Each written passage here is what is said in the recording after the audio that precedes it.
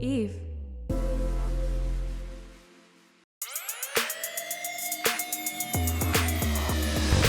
Hi, welcome back to DemiGoddess, a podcast hosted by me, Demi Burnett. Today we are doing a different episode of our show. I've been thinking a lot about how I wanted to do this and how I wanted to talk about this, and we decided it would be best if I did a solo episode. So I've gotten a lot of questions about my journey to my autism diagnosis, so I wanted to take the time to not only share my story, but also answer some of the listener questions. I really appreciate you all coming along on this journey with me, and I'm really happy I get to share my story with all of you. The main question that I get whenever it comes to my autism diagnosis is, what made you decide to look for answers? Like, what made you seek a diagnosis? And I think that it's a multitude of things. It's not just like one thing happened and I was like, oh, I think I might be autistic. It was several different things that happened, or just concepts that I struggled with. So right before I first started my mental health journey and diving into all of that, I got into a fight with my friend, and the fight was like so misconstrued. Like I could recognize I was saying things that weren't what I was intending to say, or I was saying something and it was being taken like the worst possible way. So I realized that my intent was just not being understood at all, and I knew that something wasn't right there. I kept having like misunderstandings with everyone all the time about everything. As simple as like me answering a question and somebody taking my tone as rude when I was not trying to be rude at all, to people thinking that I didn't care about them when I did care about them so much. So it felt like something was off. Like, how are people not understanding what I mean, and why are they perceiving it so differently than what I intend? I also was seeking some answers because I had so much trouble being an adult, as in like adulting. As I got into adulthood, I really could not grasp and manage the things that I saw the other new and upcoming adults in my life doing. Like my friends, I saw them just doing adulting and having no qualms with it, or like having qualms, but just kind of bitching about it, complaining about it. Not like, oh my God, I can't do it. I don't know what I'm doing. I'm avoiding it at all costs, and I'm really barely staying afloat right now because I cannot do this adulting thing. I don't know what to do about it. I was just struggling a lot more than any of my friends were. And even when I would put in so much of my energy, 100% of it into adulting, it was causing me so much stress, because it was just, I don't know, so many things I don't know how to do. I don't know how to cope with. Also, more into the adulting thing is how it led into like my financials. So I came off of the show, and the Bachelor franchise, my time with it afforded me with a nice financial cushion that I could not maintain. So like I just blow through money.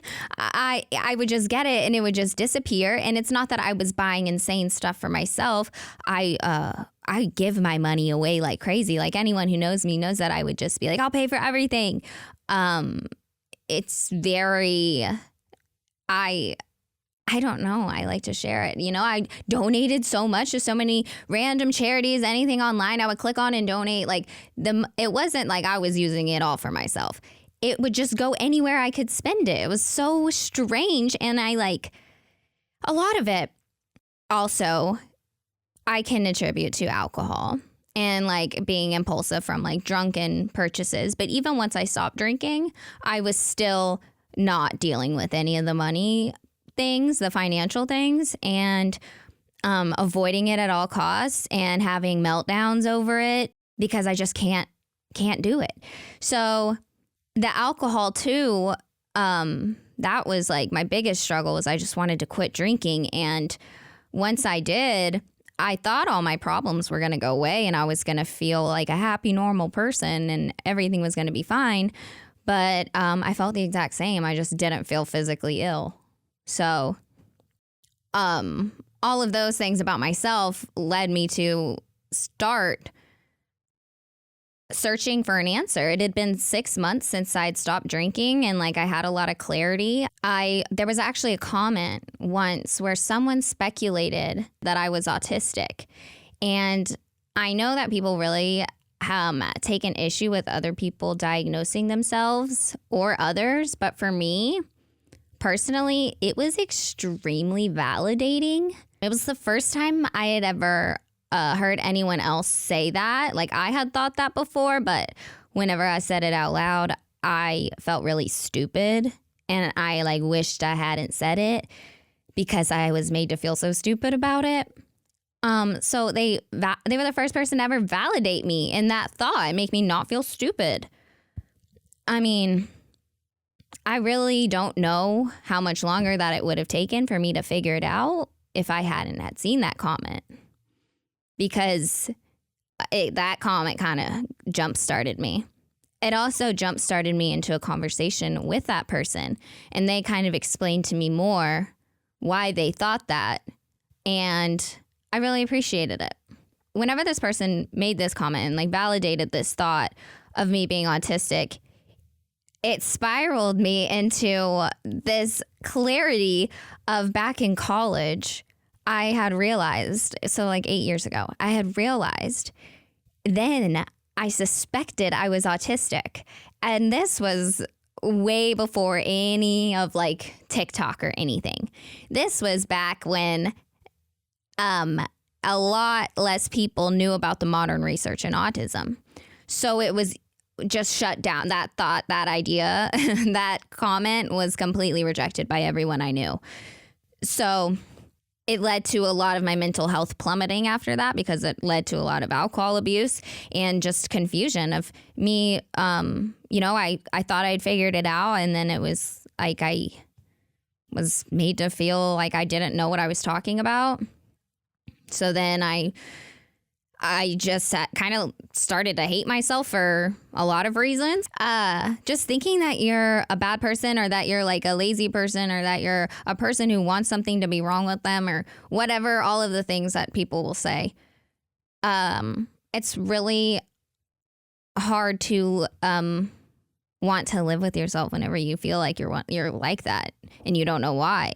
So having a label for it helped so much for me, because then I knew I understood what was going on. So people that could say like, I don't need a label, you don't need to label all this stuff, blah, blah. Well, those labels can actually be so helpful, because then I know what kind of therapy I need, I know how my brain is working now. So considering all of that information, all of that is what led me to getting my diagnosis. It was a multitude of things. And so more deep into this is where we're going to go next. I'm going to do some listener questions and explain my journey even further. And also thank you so much to everyone who sent out DMs. It was really fun to go through them, and all of your answers were appreciated. Questions. All of your questions were appreciated. I hope you appreciate my answers.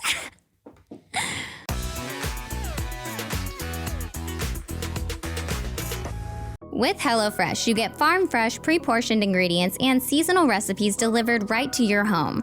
Skip trips to the grocery store and count on HelloFresh to make home cooking easy, fun, and affordable. That's why it's America's #1 meal kit. HelloFresh is convenient. With HelloFresh, not only do the ingredients come pre-portioned so you're not wasting food or overbuying, but it's easy to get a filling meal on the table really quick. HelloFresh sent me 3 meals. The first one was a katsu mushroom sweet potato bowl with ginger rice. It was so yummy. The second was a spinach ricotta stuffed ravioli with red bell pepper sauce, and the third was a tasty bean soup. I say was because, baby, they are gone. I ate them. Gotta say, that katsu bowl was so fun, and honestly not something that I would have thought to make. The meals seemed like restaurant-style food, and yet with the help of HelloFresh, there I was making it all by myself. Chef Demi. Go to HelloFresh.com/DemiGoddess16 and use code DemiGoddess16 for up to 16 free meals and 3 free gifts. Again, HelloFresh.com/DemiGoddess16 and our very own code DemiGoddess16. That's DemiGoddess16 for up to 16 free meals and 3 free gifts. America's #1 meal kit.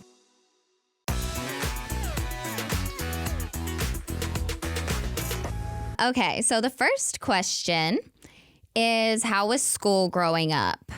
So in elementary school, my best friend growing up was minimally verbal autistic, and he had an aide, and I sat with him every year. His parents had him in my class, and he had to be sitting with me, and he always had his aide. So his aide was not only helping him, but she was secretly helping me too. Or I guess not secretly, but unknowingly helping me as well, just by chatting with me and me asking questions. And yeah, she was wonderful. I was a very good student, and I was always really good friends with the teachers. And I didn't know it then, but now looking back, I can see that it was very socially manipulative of me. I was always really, really good, and I did everything right. And I looked like a suck up because I was with the teacher. But really, that was just like my survival skills were like, be good and then you don't get in trouble. So I was socially manipulative to get on the good side of the authority. So that way the authority wasn't telling me what to do. And I was friends with the authority. I was friends with the teachers. So that way, yeah, they weren't treating me like lesser than them and like a student. But I didn't know that's what I was doing subconsciously. But I was socially manipulative at that age with good intent. But I was, the bubbly, sweet, smiling. It's manipulation for social acceptance. It's part of the mask. All right. Now, number 2. Next, I'm looking into getting tested for the same type of diagnosis in ADHD. I would love to know all the tips and what to look for in the first intake. Well, the first intake is very long. It's usually multiple sessions. I can't remember how many sessions I had, but they were multiple hours each time. They ask a lot of questions. They asked a lot from the people around me. So my parents, I had to get some question answered for a parent interview portion of the evaluation, asking about questions from ages 0 to 3. That's really important. The early developmental years, you need to have information on that, or you need to have someone who can provide that information. You need to have a witness. You need to have a witness. Also, your other witness that you need is someone who knows you now. Someone like your bestie, someone you think could advocate for you, someone you trust to do that. Because they asked me for my friend to do a questionnaire thing, and I didn't see it, so I don't know what she answered. And I told her I didn't want to know because I wanted it to be authentic and genuine and yada, yada. But that did help in me getting my diagnosis. It was part of it. So you need a friend. You need 2 witnesses. You need someone who knew you as a baby, and someone who is around your age, or not around your age necessarily, just someone who knows you really well now. And also, something important to remember is that not to get discouraged if you get a misdiagnosis, because that happened to me. So just get another evaluation if you can, and if you can't, self-diagnosis is always widely accepted in the autistic community because you know how difficult it can be to get a diagnosis. But if you do get a misdiagnosis, don't get discouraged. It happens a lot. I had to get a second evaluation because my first evaluation, they diagnosed me with borderline personality disorder and social communication disorder, which is basically autism. Hardly anyone even diagnoses that anymore because it's the same thing as autism minus repetition and routine, but my repetition and routine is demand avoidance. So it's just not as obvious. But again, this is all modern research. The neuropsychologist did not know better, but I went to one who did know better. And so the one who did know better said, oh, yes, you're autistic. And I said, hey, I heard about this thing, PDA profile. And she said, oh, yeah, absolutely. And here's a bunch more information on it. So if that man would have known about PDA, he could have saved me some time and thousands of dollars. But that's like the importance of why these professionals in the mental health care industry need a revamp to their education. All right, question 3. How did you get help finding the right neuropsychologist? I literally Googled female neuropsychologists near me, and then I researched their background to make sure that I would be comfortable with them. And that's what I did. And it was a woman, and it just so happened to be a woman who's been, her main research has been in autism in women for the past 5 years. She's been specializing in it. So that was a super bonus for me. And I really lucked out on the perfect neuropsychologist this second time. But I have not yet found the right therapist. And that is so frustrating because I know there's a lot of therapists out there and I know that they want to help so badly. But unfortunately, they just don't have the information I need them to know because PDA is so under-researched. So I have been having to go to extreme lengths to find the right therapist. And I've had some other therapists and my neuropsychologists actually help me to provide some resources. So important that if you are struggling to find a right therapist, don't settle. Ask for help from someone else or do what I'm doing and just keep on researching and calling, leaving voicemails, asking them, hey, are you willing to work with an autistic adult newly diagnosed? Because that is what I need. Yeah, if the answer is no, keep moving on, ask another one. But the neuropsychologist, it literally came down to me Googling it. And a lot of neuropsychologists, so even if they are not located near you, they're doing Zoom. So it doesn't matter where they're located. You could, well, I don't know how insurance works. But adulting. But yeah, they do Zoom. But a lot of the time the insurance isn't going to cover it anyway because they don't cover adult diagnoses. Or if they do, it would be covered through a neuropsychologist that you don't get to choose. So you don't know if they know the right information. It gets really messy. So it gets messy here. And then unfortunately, a lot of the time insurance doesn't end up covering it because, or if they, like I said, if they do, it's someone who's not going to give you the correct diagnosis. And unfortunately for me, it did cost a lot of money, which is part of the reason there's such an issue with how it's diagnosed in children, because it's less diagnosed in girls and BIPOC children. They're missing it. They're missing these diagnoses in children and not anyone who's a not white male child. And so then we have to go on as adults and pay for this diagnosis after we've struggled our whole lives. And then we have to go on and pay for this diagnosis that we could have got covered by insurance as a kid. And not only that, but we could have also lived a life that was better for us, a better quality of life for ourselves, knowing how our brains work.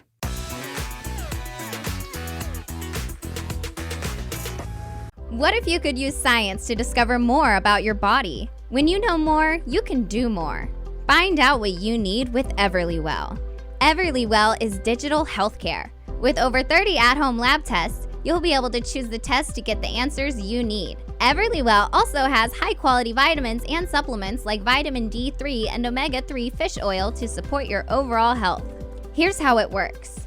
Everlywell ships products straight to you with everything needed in one package. To take your at-home lab test, simply collect your sample and use the included prepaid shipping label to mail your test back to a certified lab. Your physician-reviewed results get sent to your phone or device in just days. And then you can share the results with your primary care physician to help guide next steps. I just did the food sensitivity test. It was super easy and taking the sample did not hurt. It's already right back in the mail. Next, I'm going to take the women's health test. It's great to feel like I have some control and access to this part of the health process. And for listeners of the show, Everlywell is offering a special discount of 20% off an at-home lab test at everlywell.com/DemiGoddess. That's everlywell.com/DemiGoddess for 20% off your next at-home lab test. everlywell.com/DemiGoddess.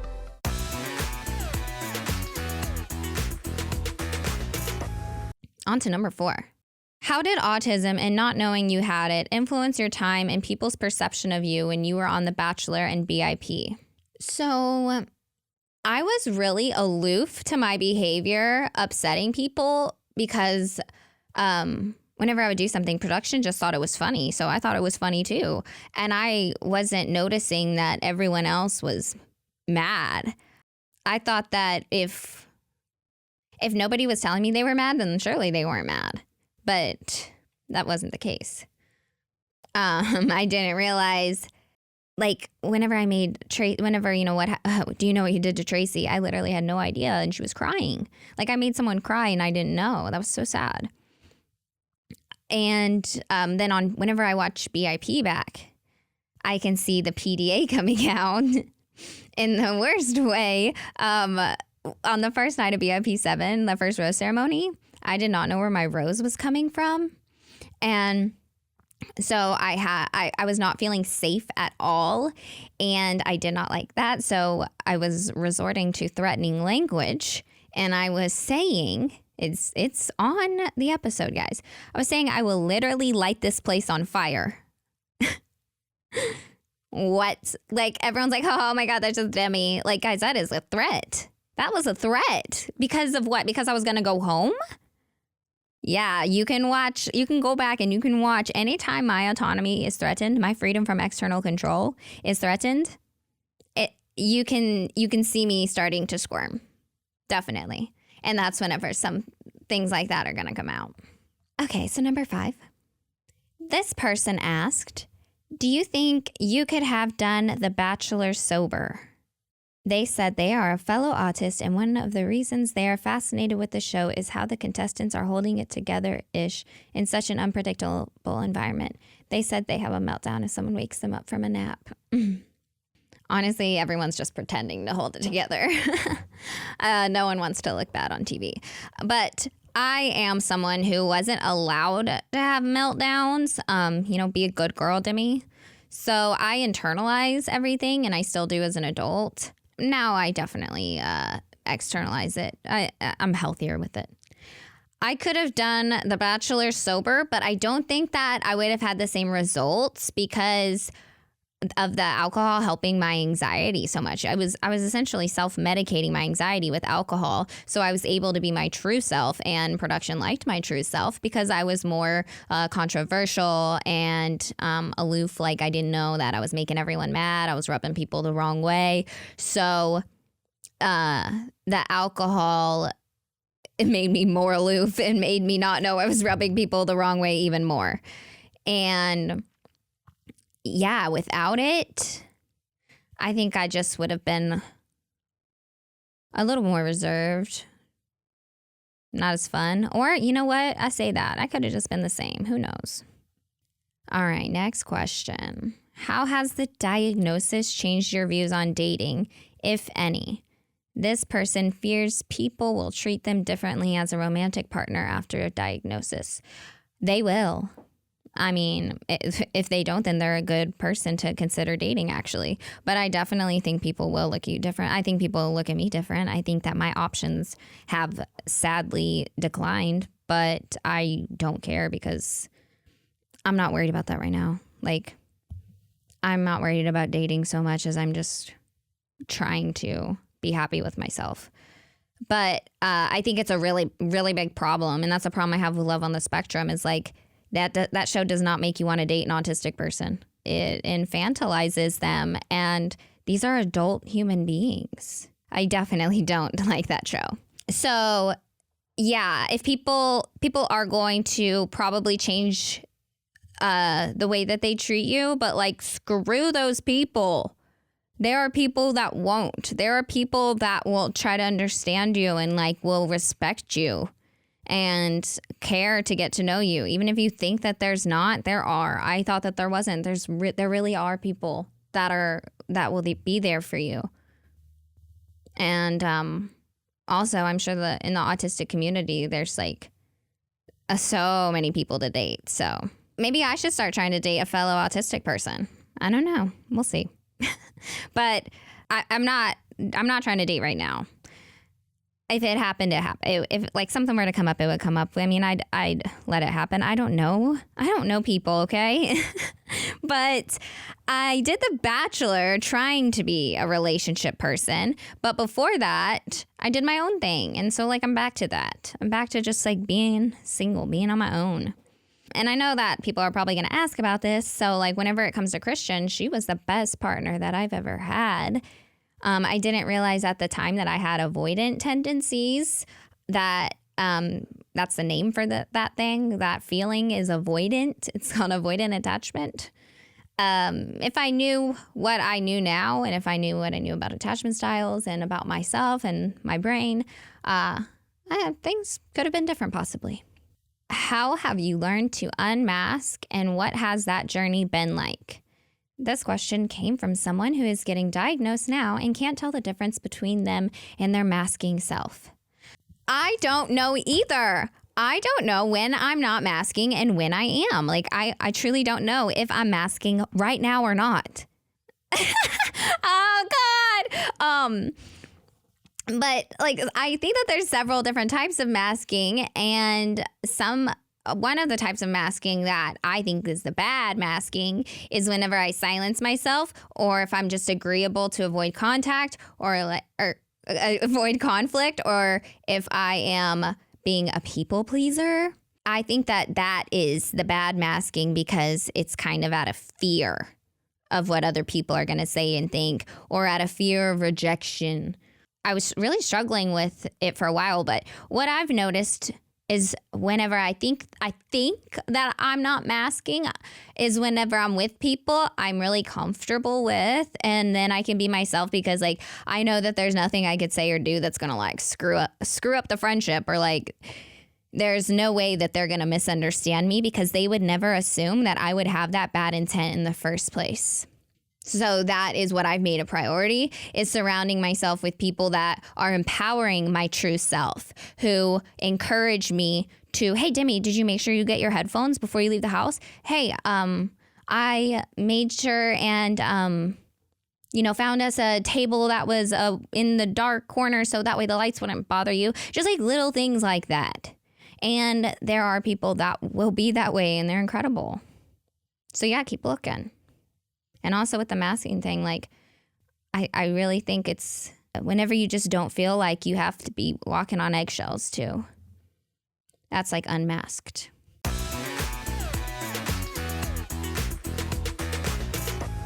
If you're like me and you have a lovable dog that you take on regular walks, you should try Audible for prime walking entertainment.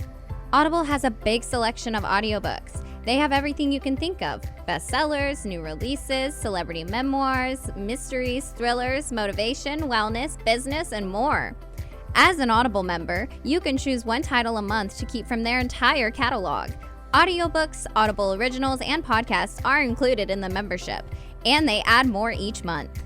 On my current walks with Sandor, I'm listening to What Happened to You by Oprah Winfrey and Bruce D. Perry, which is about trauma and healing. It's a book I've been meaning to read, and to be able to just go for a walk and hear their words has been so helpful to me. Let Audible help you discover new ways to laugh, be inspired, or be entertained. New members can try it free for 30 days. Visit audible.com/DemiGoddess or text DemiGoddess to 500-500. That's audible.com/DemiGoddess or text DemiGoddess to 500-500 to try Audible free for 30 days. Audible.com/DemiGoddess.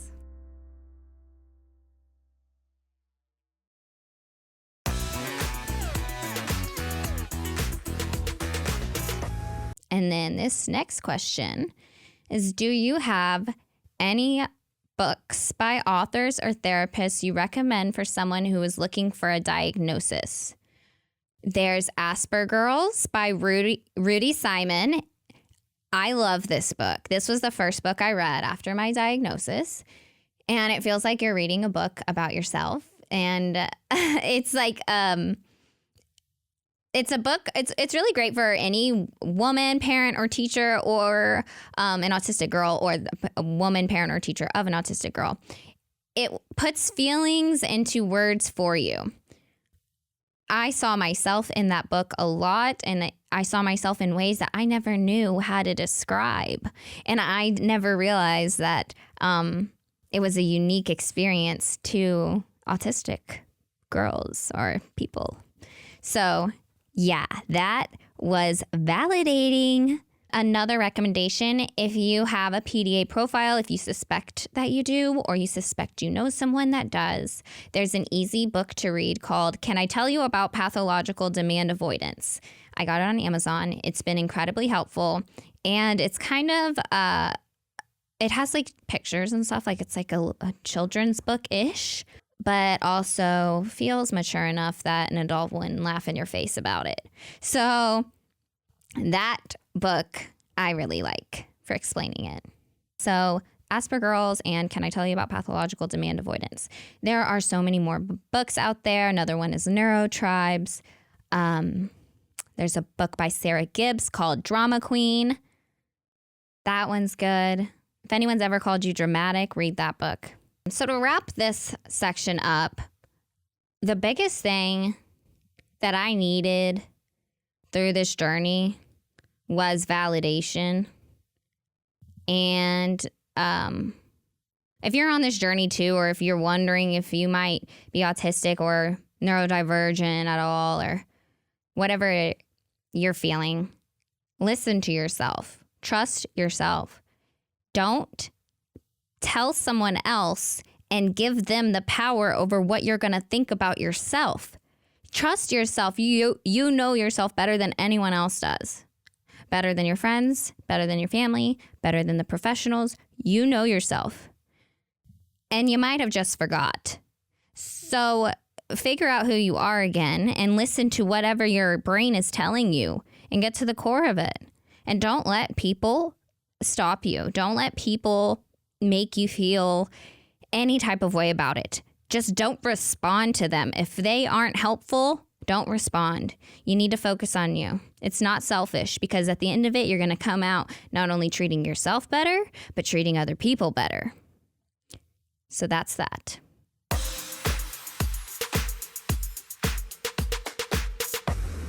Thank you for listening to this episode and coming along with me on this journey. Once again, I really appreciate all of the questions. I love talking to you guys. I love that back and forth.